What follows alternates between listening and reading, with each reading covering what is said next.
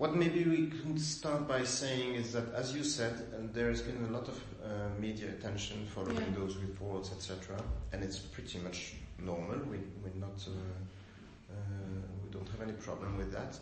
But they focus on extreme, typical, difficult cases. And it's a bit like I don't know if the expression exists in English, but the tree that hides the forest, you know. The forest is a vast number of people for which all conditions and criteria are met and don't raise any question whatsoever.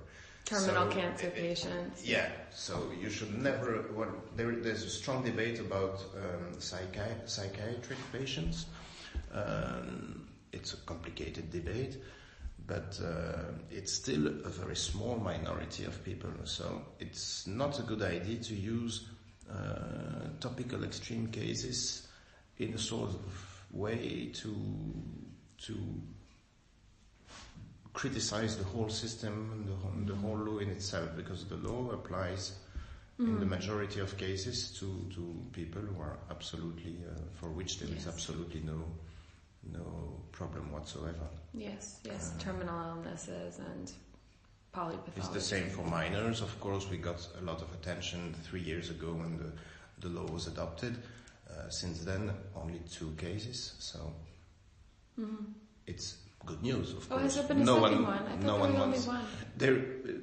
We have decided that we don't give any details because it's too problematic, and we want to have control about that. And our job is to give a report to the Parliament every 2 years, so it will come at that moment. But we have also decided that it is not a good idea to say no, there's not been any other cases. So we agreed to say there are 2 cases, but we don't give any details. Okay. So. I mean, you know that there's been criticism that, you know, you're looking at 150 or 200 cases every month and you meet for only a few hours. And I can understand that, but... So yeah, I'm curious to know how, whether you feel that the time is sufficient and whether you feel... The time is sufficient because we prepare. So it wouldn't be sufficient if all of us, I don't say that everyone does it, but if all of us were to discover the paper documents and trust the others as to there is no problem, okay, we can approve that, then it would be problematic. But that's not the way it happens. Everyone prepares. So you're given the cases ahead of time? We're given the cases on a weekly basis, probably. I don't especially check that because I have a preparation session normally the weekend before. Normally on the Saturday before the meeting, I go through all the cases. But yes, it's progressive. So every week we get sent a link because it's online, except for those who require paper, and they get that by the post, but it's only if they ask for it. And then with the experience, you can go pretty quickly. You can go pretty quickly. Yeah. If you see, for instance, that it's a cancer with a metastasis, diagnostic, no problem. You don't even have to carefully read the description of suffering because we can all know what the suffering is.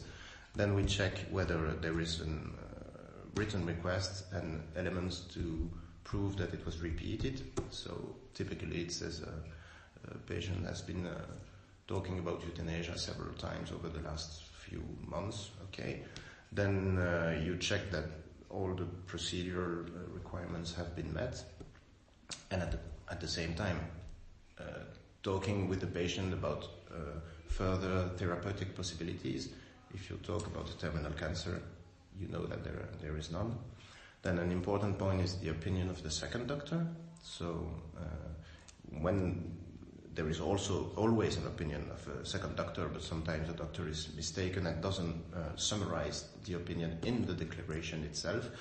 If we cannot read that, we don't accept. We write an email, we say... What do you mean? I can show you one if you want. Yeah. Like doctors are supposed to, in their report, summarize the opinion of the second. But you don't read this opinion of the second doctor. No, because the document we examine is anonymous. So if you were to read the opinion itself, sometimes we have to, because they're mistaken and they put it in they join it, and so then you get a report concerning Mr. X.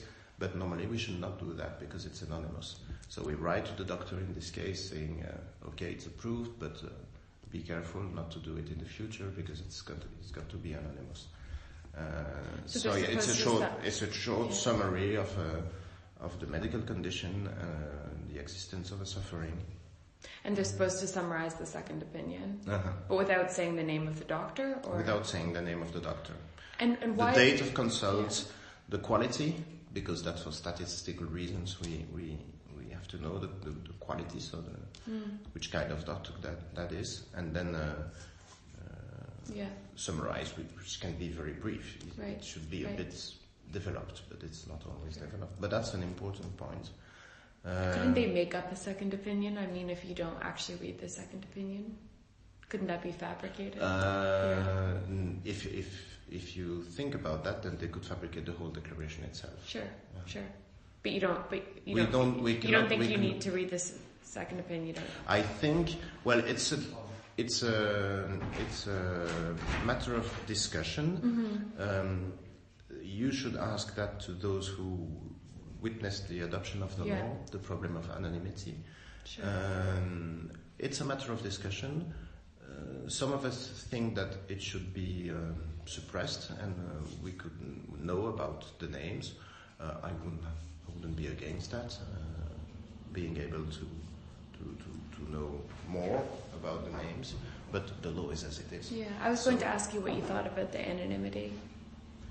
I have no problem with it, but I wouldn't want to, because it's not feasible and because it would be intruding in medical secrecy. I wouldn't be in favor of having to read directly from the medical file a whole lot of reports, etc. I think it's a good idea that the doctor summarizes in a declaration that's aimed at social control. Yes. I'm not a doctor. I don't feel entitled to go through detailed medical stuff.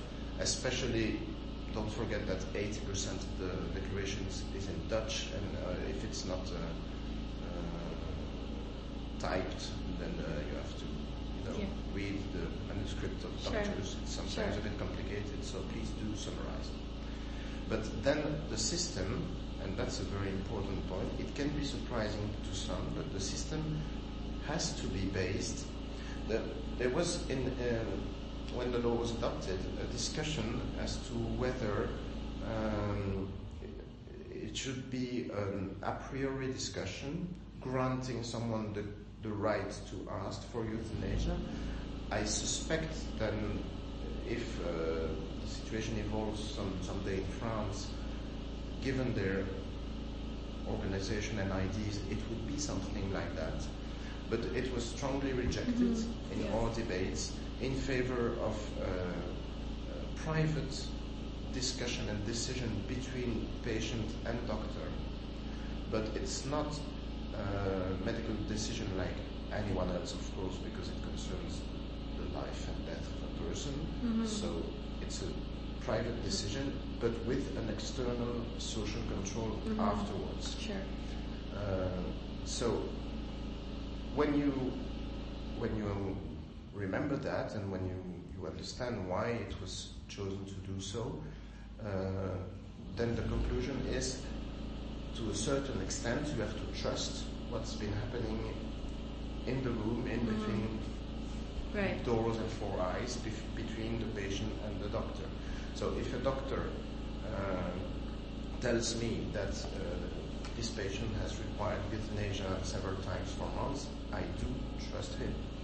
Yes. To the same extent as I trust the fact that he writes he has cancer. Yes. Right. Then specifically about the second opinion, I can never envisage a doctor falsifying a document because it has to be in the medical file. We have the right to ask for it. Sure. I suppose maybe falsifying was a strong word, but summarizing it in such a way that the two opinions seem to coalesce maybe more than. Why not? Or omitting some points. Why not? But you have also to remember that the law asks for a second opinion. That's a big difference between majors and minors. The law asks for a second opinion purely based on the idea